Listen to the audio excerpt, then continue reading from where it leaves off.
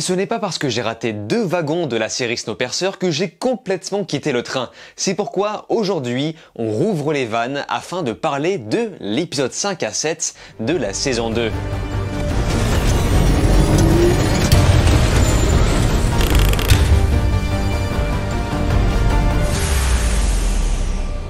Salut à tous, c'est Vince alias Amir Game et aujourd'hui on se retrouve pour parler à nouveau de la série Snowpiercer saison 2 portée cette fois-ci sur l'épisode 5 à 7. Je reporte comme d'habitude les nouveaux arrivants sur mes vidéos précédentes en lien dans l'annotation et c'est sans plus attendre qu'on va pouvoir parler de ce qu'il s'est passé depuis ma dernière vidéo, donc en commençant par l'épisode 5. Épisode 5 où l'équipage du Snowpiercer cherche à garder le secret qu'ils ne parviennent plus à recontacter Mélanie. Nous avons Audrey qui cherchera à se rapprocher de Wilford pour à première vue l'espionner, tandis que Josie en fera de même dans la belle Alice alors qu'elle a été transportée pour se faire soigner. Et à côté de ça, Layton envoie Pike assassiner Terrence, ce qui va le faire sombrer. Et l'épisode se termine sur une série d'assassinats probablement orchestrés par les pros Wilford. Alors rien à voir, mais j'ai constaté que Bob était appelé en fait Coleman en anglais et Glacialman en français. Bref, pour en revenir à nos moutons, je constate que Joseph Wilford est en fait maladivement amoureux de Miss Audrey, et c'est clair que ça pourrait potentiellement servir de point faible plus tard, mais je pense qu'on y reviendra. Et à 7 minutes de l'épisode 5, on peut entendre dire notre ami à l'avant a allumé une lanterne. Our friend up train lit a lantern. Where go?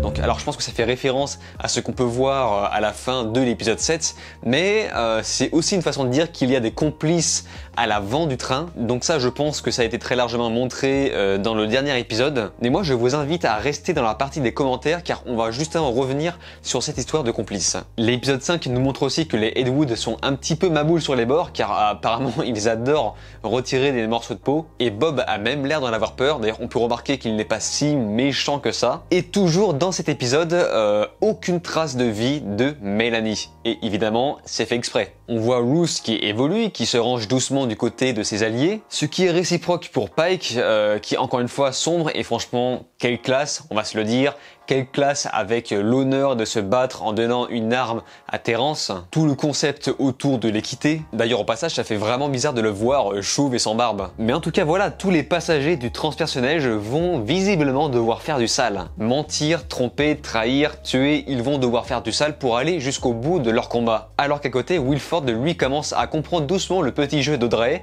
même si, encore une fois, la série nous met plein de doutes à ce sujet, mais on y reviendra juste après. Et l'épisode 6, lui, va enfin nous montrer tout ce qu'il se passe du côté de Mélanie, donc un épisode entier consacré à elle, toute la phase de survie qu'elle va devoir subir. Donc pour commencer, on voit que Mélanie est toujours en vie et toujours en mission. On va alterner l'épisode avec des flashbacks de Wilford et Mélanie quand ils s'entendaient encore à peu près bien lorsqu'ils élaboraient le train, et l'apparition imaginaire psychologique de Wilford dans la tête de Mélanie permet un petit peu de nous montrer son niveau de démence par rapport à la situation. J'ai constaté que ces derniers temps, dans les films et les séries, on a pris la mauvaise habitude de faire apparaître des doubles personnalités sans raison envers certains personnages. Coucou Certain Reasons Why, mais pas dans Snowpiercer, enfin ça ne sort pas vraiment de nulle part. Puisque cette folie a été provoquée par la solitude et la faim, et il a été prouvé que la solitude extrême pouvait faire développer à certaines personnes une sorte de double personnalité. Donc dans tout ça, à la fin de l'épisode, Mélanie Cavill est passée de personnage intéressant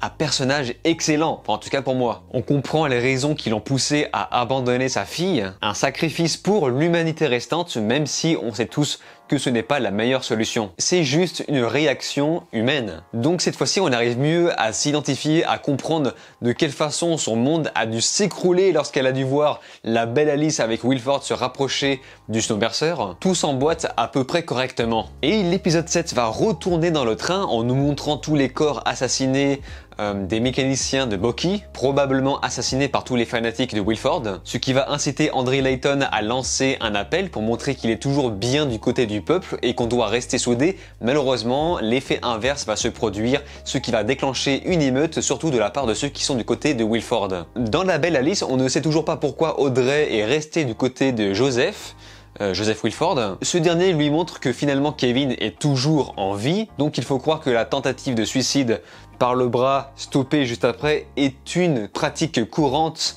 de ce personnage et c'est ainsi que Audrey va donc chercher à le calmer. Elle a l'air beaucoup plus investie qu'il y paraît et la série continue de nous mettre le doute sur les agissements de ce personnage. Bref, elle rassure Kevin, elle le calme et parvient à en faire un véritable toutou de Wilford. Mais là c'est presque à se demander si tous les fanatiques de Wilford n'ont pas la même cicatrice de suicide sur le bras. En tout cas, justement, la piste de l'enquête de Bess est remontée jusqu'à une fanatique de première classe. Et sans surprise, ça va l'amener à une autre piste qui va la remonter jusqu'au pasteur Logan. Donc souvenez-vous, dans mes vidéos précédentes, j'ai déjà parlé de cette hypothèse. Et l'hypothèse voit le jour, le pasteur a laissé Bucky en vie volontairement pour semer la pagaille, et par la suite, il va tenter de se tuer afin d'éviter de divulguer d'autres informations avant que Bess ne le stoppe complètement. Cette fan est complètement perdue dans la violence. Elle est choquée de voir que des gens sont toujours capables de s'entretuer alors que l'humanité est fortement limitée, ce qui va renforcer son sentiment de solitude. Ruth, elle, de son côté, va se remettre en question plusieurs fois, à l'inverse des agissements de Audrey,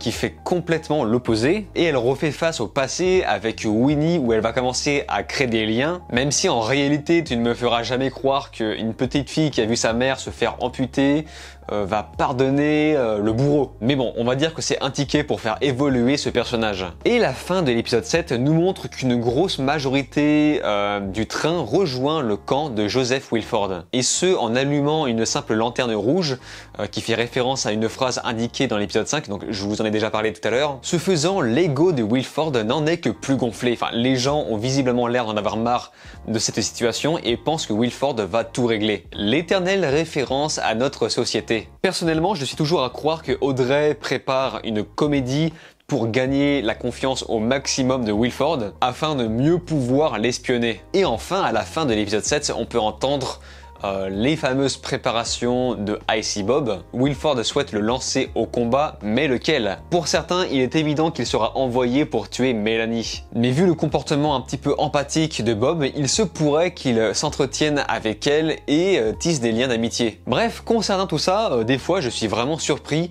par l'esthétisme de certains plans. Rappelez-vous, le début de la série n'était pas forcément ce qu'il y avait de mieux en termes d'effets spéciaux, mais là je trouve qu'ils ont fait pas mal de progrès, enfin surtout côté artistique. Le passage sur la tentative d'amputation, elle aussi, est plutôt maîtrisé. Franchement, j'ai trouvé cette scène vachement oppressante, avec tous ces passagers qui s'apprêtaient à reproduire ce que ses ennemis faisaient. Et j'ajoute aussi la petite scène de combat final que j'ai trouvé plutôt stylée. Voilà, en tout cas, c'est ce que je pense. Voyons maintenant ce que vous pensez dans les commentaires de ma vidéo précédente.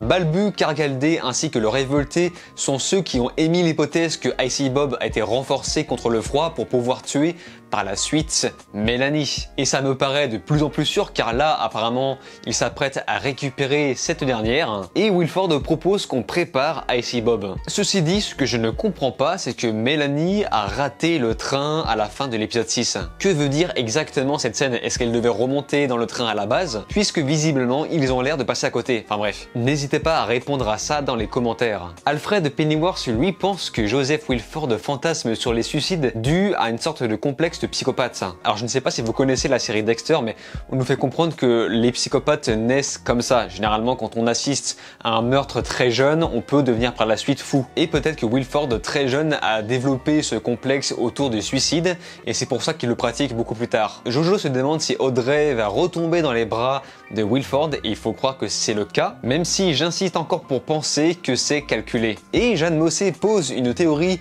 qu'on avait mis un petit peu de côté. En effet, il est probable que Zara soit la fameuse complice en question. Elle souhaite monter en grade dans l'équipe afin d'atteindre les informations de la direction facilement. Et j'ajoute que peut-être que son bébé n'est même pas de André Layton. Ceci dit, après avoir vu le complice dans l'épisode 7, on peut mettre de côté pour l'instant cette théorie, mais il peut s'agir toutefois d'une fausse piste. Et on finit sur Jaiming qui pense que Ruth va se ranger du côté de Wilford, et ce à quoi je réponds que non. C'est justement l'inverse qui se produit. Alors qu'elle était obsédée par Wilford, elle va commencer doucement à se ranger du côté de André Layton, ainsi que Mélanie. Elle développe de l'empathie pour les gens qu'elle a torturés autrefois, et se transforme complètement en une autre personne. prochaine. En tout cas, l'histoire avance bien, ça se mouvemente pas mal. L'épisode 6 était vraiment très bon, et tous les arcs narratifs ont l'air de se rejoindre afin de former un énorme final. Peut-être une baston générale pour conclure tout ça, même si je suis plus à croire qu'il faudra une saison 3 pour aborder les différents sujets qui ne seront toujours pas fermés, parce que là clairement 2 épisodes ne seront pas suffisants pour parler un petit peu des colonies qui vont devoir se développer en dehors du train, etc. De votre côté, j'attends des analyses et des théories. Si vous avez un avis sur la série, n'hésitez pas à m'en faire part dans les commentaires. Comme d'habitude, je mettrai en avant ceux qui me paraissent les plus pertinents dans la vidéo suivante. Sur ce, on se laisse ici. N'oubliez pas de vous abonner à ma chaîne YouTube, cliquez sur la cloche, likez, partagez et de regarder mes autres vidéos. Je vous dis alors ciao et à la prochaine.